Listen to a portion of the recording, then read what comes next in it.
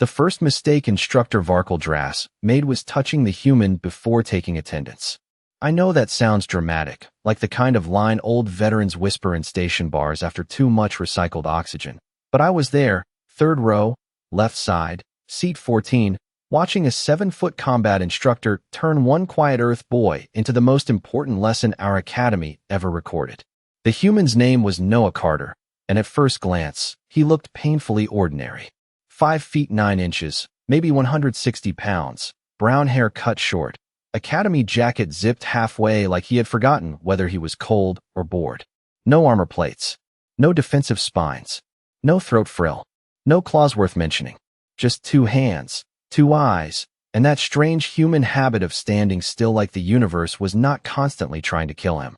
We had been told he came from Earth, a classified death world with storms big enough to swallow cities, predators with forward-facing eyes, and gravity heavy enough to make half the class request medical exemption. But looking at him, I assumed the records were exaggerated. Everyone did. Humans always looked like mistakes that had somehow passed inspection. Instructor Dras agreed. He entered training room C12 at exactly 0800, boots striking the black impact floor with the confidence of a creature who had never been challenged by anything smaller than himself. His species, the Varkathi, were built like walking punishment. For shoulders, thick gray skin, eyes angled downward in permanent contempt. He had taught close contact defense for 22 cycles, and he reminded us of that every chance he got, usually right before humiliating someone in front of the class.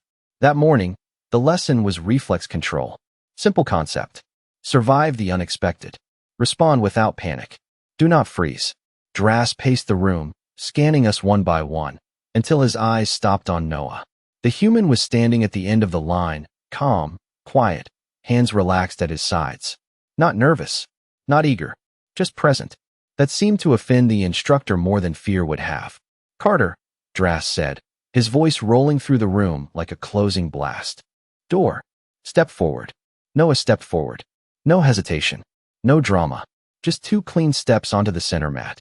Dras circled him once, looking almost disappointed. "This is what the council sends us now," he said, loud enough for all 31 students to hear. A soft little death world child who cannot even hold a proper guard. A few students clicked, hissed, or chirped in amusement. I did too. I will admit that. I thought the human looked out of place, like someone had accidentally enrolled a civilian in a predator handling course. Dras stopped in front of him. "Raise your hands." Noah did. Too slowly, according to the instructor. Dras leaned closer. "On my world, slow students learn through correction." Then he struck Noah across the face before anyone had even finished laughing. The sound was small.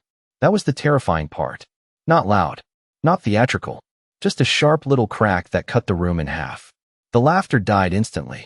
Noah's head turned a few inches. His feet did not move. His knees did not bend. He did not cry out, stumble back, or make the frightened little sound everyone expected from a fragile species. He simply stood there, one red mark rising on his cheek, eyes lowered for half a second, as if he were checking a note only he could read. Dras smiled. "Again," he said. "Guard faster." And that was when I noticed the first thing that made my stomach go cold. Noah Carter was not shaking. His breathing had not changed. His pulse marker on the wall display stayed flat, steady, almost bored. Then the human slowly turned his face back toward the instructor, blinked once, and asked in a voice so polite it made the whole room feel smaller. "Was that part of the lesson, sir?" For 3 full seconds, nobody in training room C12 breathed loudly enough for the audio sensors to register it. That should not have been possible.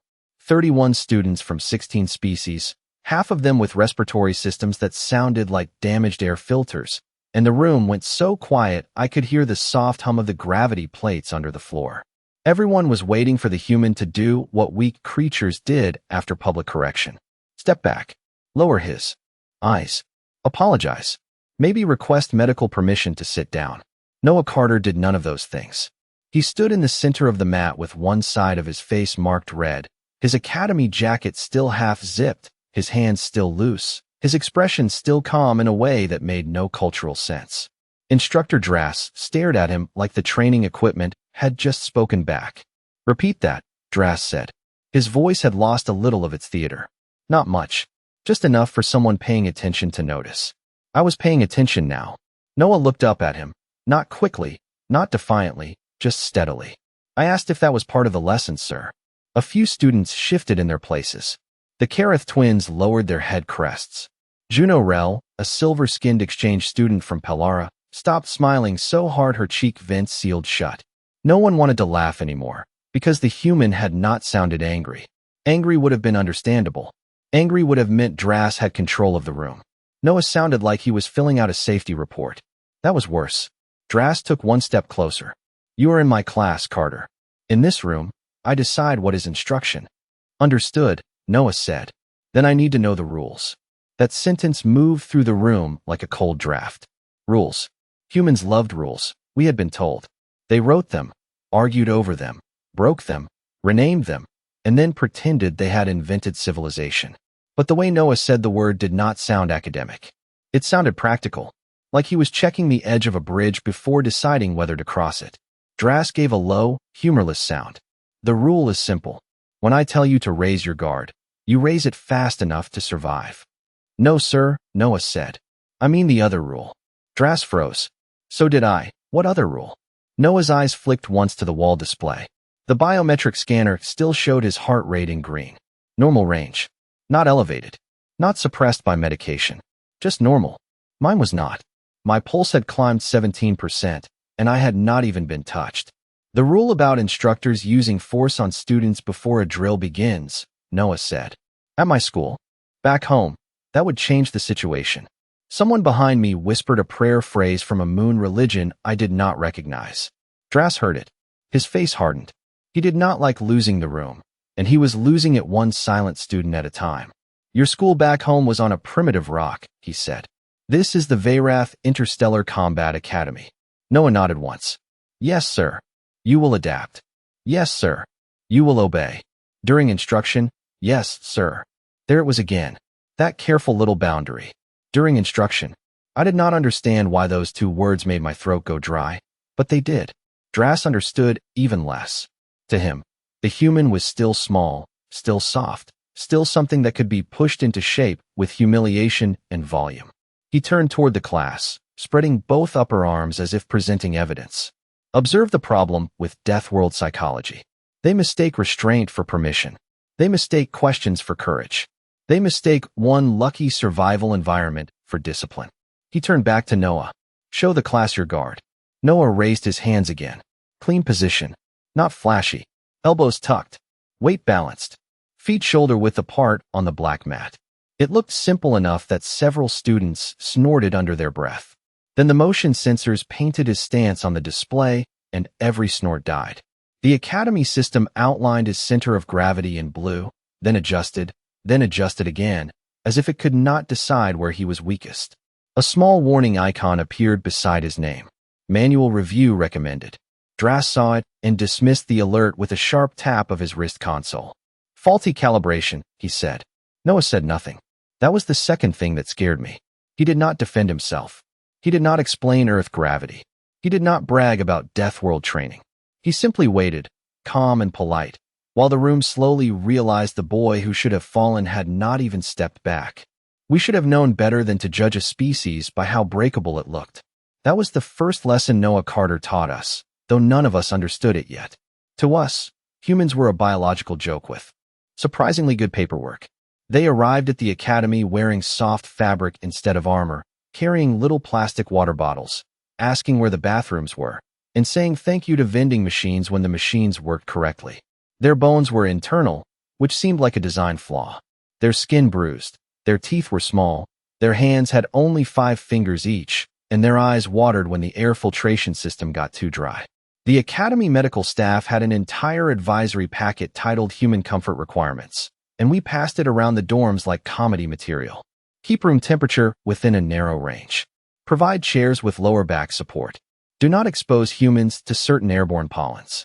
Allow 8 hours of sleep when possible. 8 hours. My species slept 3 hours every 2 rotations and considered anything more a sign of organ failure. So when Noah first arrived 3 weeks earlier, we placed him at the bottom of the invisible ranking system every school creates no matter how civilized it claims to be. He did not challenge anyone. He did not posture in the cafeteria. He did not join the strength demonstrations in the lower gym, where the heavy gravity students competed by lifting armored cargo crates and pretending it was casual. He just watched. That was what made him easy to dismiss. Watching looks a lot like weakness when you are young and stupid. I remember the first lunch period he attended. He sat alone with a tray of Academy protein strips, inspected them like they had personally offended him, then pulled a small packet of red sauce from his jacket and poured it over everything.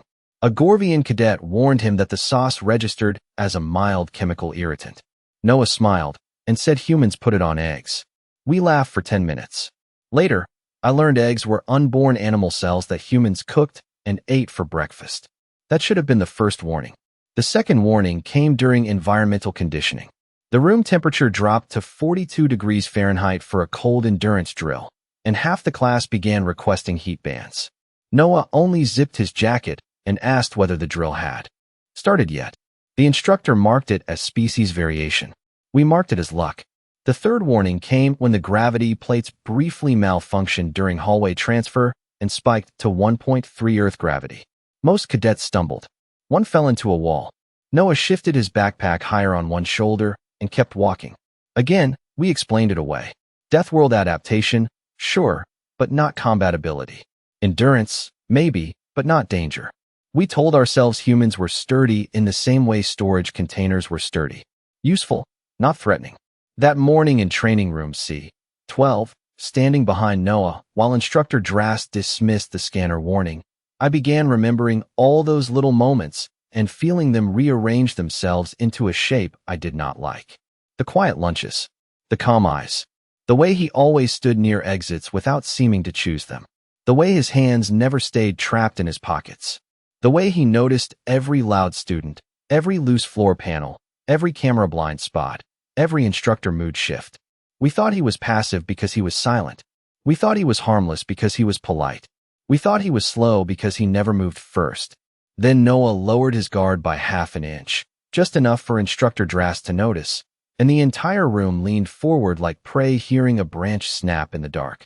Instructor Drast saw that tiny half-inch drop in Noah Carter's guard and smiled like the universe had handed him permission. That was the problem with proud teachers. They did not notice warnings when the warnings were polite. Drast turned away from Noah and faced us, making sure every student could see the human standing alone on the center mat. Class, he said, observe the failure pattern. The wall lights dimmed, the training grid brightened beneath Noah's feet, and a blue outline of his body appeared on the display above the mat. Height, 5 feet 9 inches. Weight, 162 pounds. Species, human.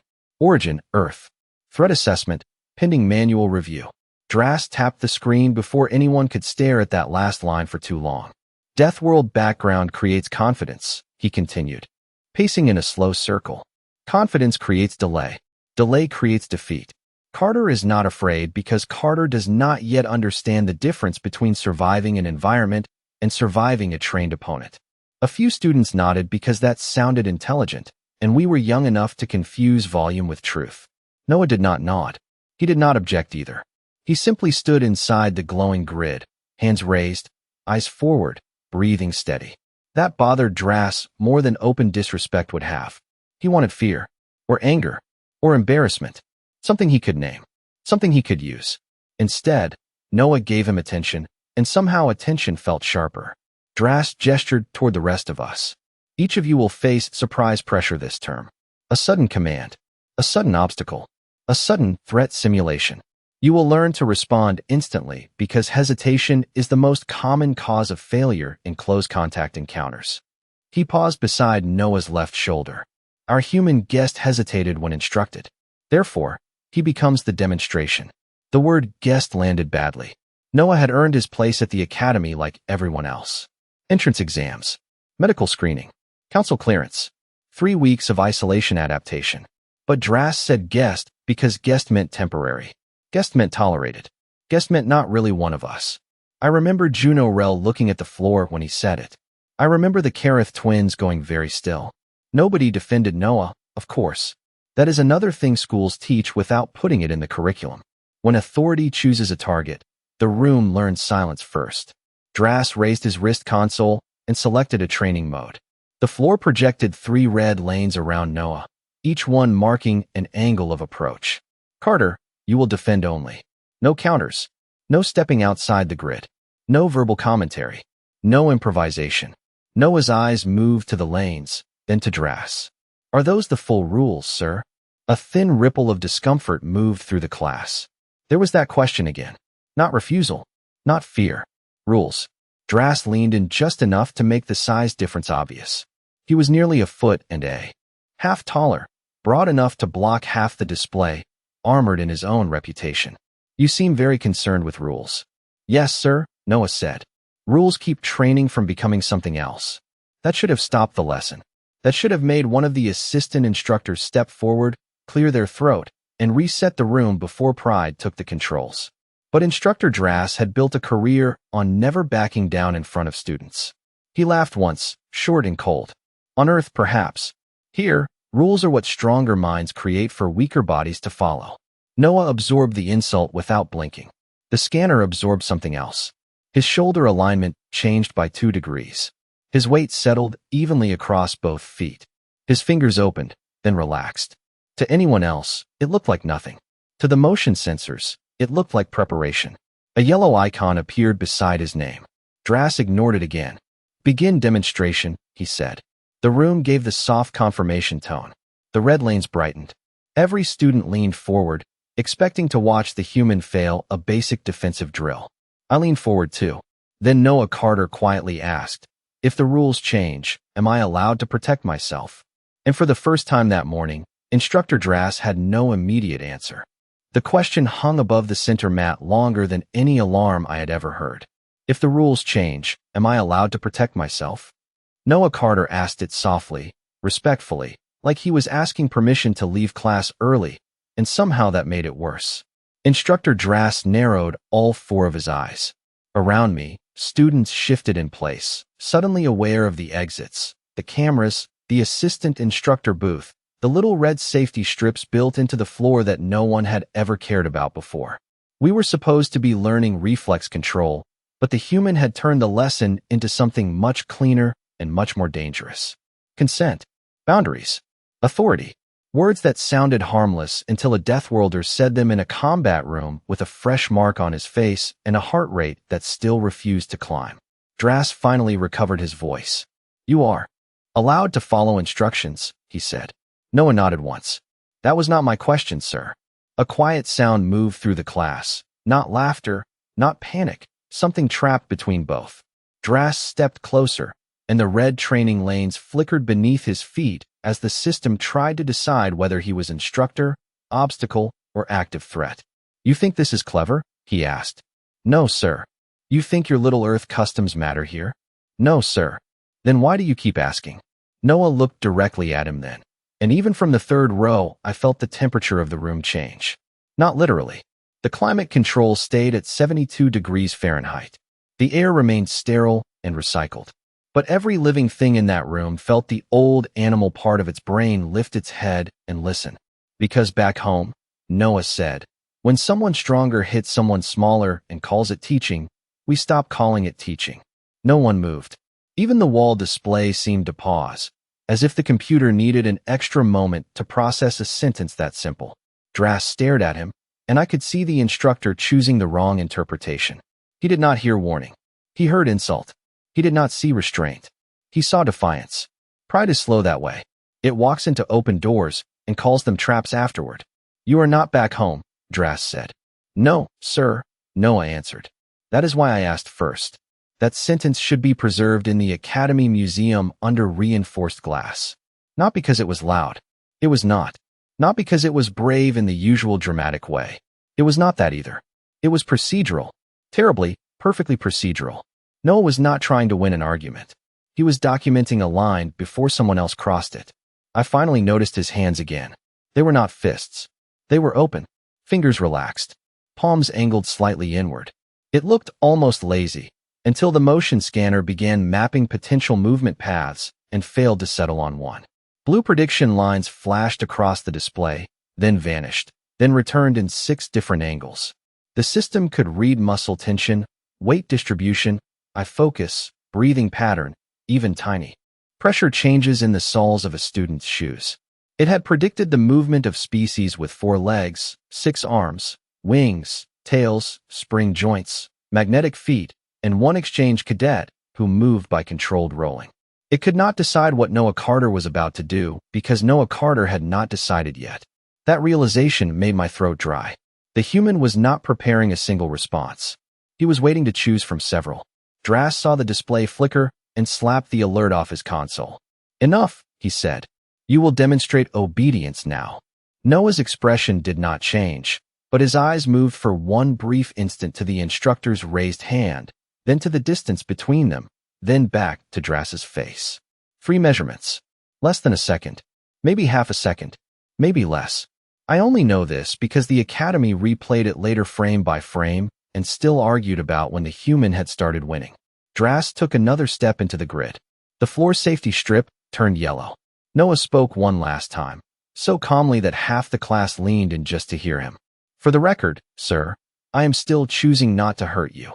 The floor strip turned from yellow to amber, and every safety lens in training room C-12 adjusted toward the center mat. That was the system trying to help us. We ignored it. Instructor Drass ignored it harder. He rolled his upper shoulders, a motion his species used before formal challenge, and the classroom seemed to shrink around him. "You are choosing nothing," he said. "You are a student. You are here because the council wants to see whether Deathworld instincts can be civilized." Noah Carter kept his hands open. "Yes, sir. You will stop speaking." "Yes, sir. You will stop questioning." Noah paused for the smallest part of a second. During instruction, "Yes, sir." It was not disrespectful. That was what made Drass furious. If Noah had shouted, Drass could have punished shouting. If Noah had stepped forward, Drass could have punished aggression. But Noah kept giving him obedience with a boundary inside it, and the boundary was driving the instructor out of his own lesson. Drass turned to the observation booth. "Disable. Verbal scoring." The assistant instructor inside the glass enclosure hesitated. Her name was Marin Soul, a retired fleet defense officer with enough scars across her facial plates to make even senior cadets behave. She looked from Drass to Noah, then down at her console. "Instructor, the room is already in active evaluation. Disabling a scoring layer requires an administrative reason." Drass did not look at her.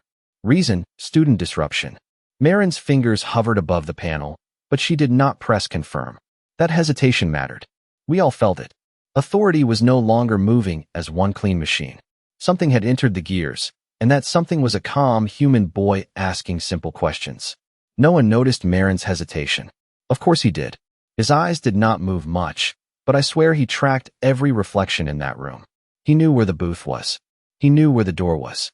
He knew where Drass stood, how far his feet were apart, which shoulder carried more weight, and how quickly the instructor's breathing had changed.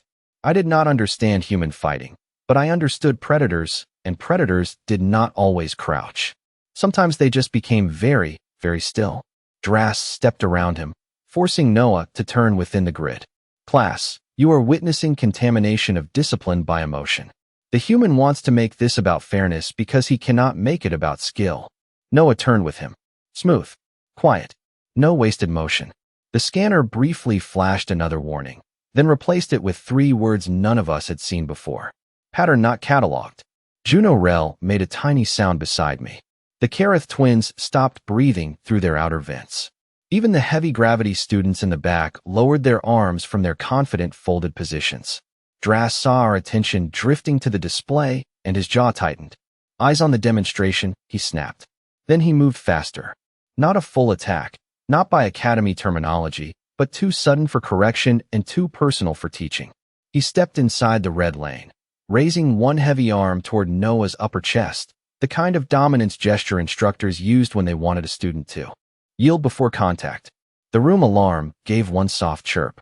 Not enough to stop him, just enough to become evidence later. Noah did not retreat. He did not raise his voice. He did not even look surprised. He simply shifted his left foot half an inch, and that tiny motion changed everything. The grid under him recalculated. The blue outline on the display snapped from student profile to unknown response profile. Drass was already committed, carried forward by pride, reputation, and the terrible belief that a quiet boy from Earth would keep accepting whatever the room decided to call a lesson. Noah exhaled once. Low, controlled, almost bored. Then, in the last clear moment before the academy stopped pretending this was a drill, he said, I understand. Noah Carter moved so little at first that half the room missed it. That is the part the Academy Review Board argued about for 6 hours afterward. They slowed the recording to 1/4 speed, then 1/10, then frame by frame.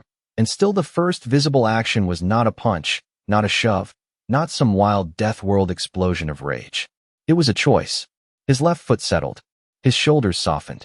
His right hand rose along the inside line of Instructor Drass's arm, not meeting force with force, but redirecting it as if the instructor had handed him a training strap instead of a threat.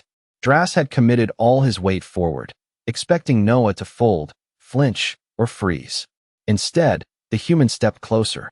That was impossible to our instincts. Small things moved away from large things.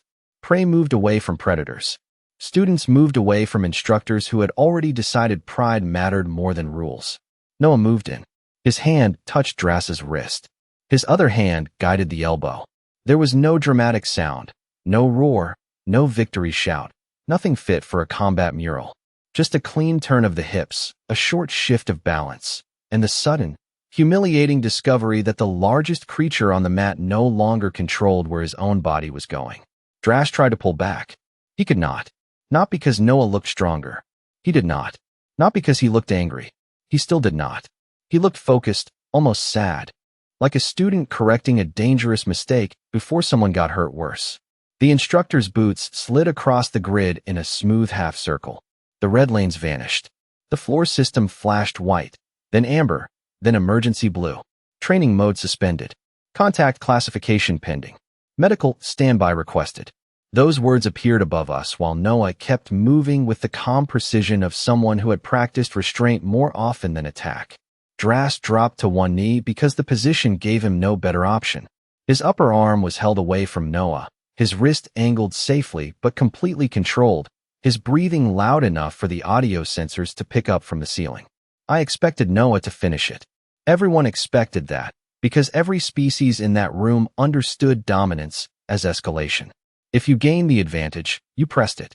If your opponent fell, you made sure the lesson stayed remembered. But humans, we learned, were stranger than that. Noah stopped the instant Drass stopped advancing. Not 1 inch farther. Not one unnecessary motion. He held the instructor there, contained but not crushed, embarrassed but not ruined, and looked toward the observation booth. Instructor Soul, he said, voice steady. Please confirm the drill has ended. Marin Soul did not answer right away. She was staring at the screen, and for the first time since I had known her, the old fleet officer looked uncertain. Then her hand came down on the console. Drill ended, she said. All students remained still. No one needed to be told twice. 31 cadets stood frozen while the quiet boy from Earth released one hand, stepped back exactly 3 feet, and raised both palms where everyone could see them. Drass stayed on one knee for a moment longer, not because Noah held him there, but because his own pride had not caught up with reality. The wall display finally completed its analysis and replaced Noah's student profile with a warning that made every throat in the room tighten. Close contact response exceeds Academy catalog. Manual threat review mandatory. Noah glanced at it once, then looked back at Drass. I did not want to do that, sir, he said. But you changed the rules. The first sound after Noah Carter stepped back was not applause, not panic, and not Instructor Drass shouting for discipline. It was the Academy computer clearing its digital throat. That is the only way I can describe it. A soft, polite chime, followed by a voice so calm it made the situation feel even stranger. Training classification updated. Student Carter, Noah.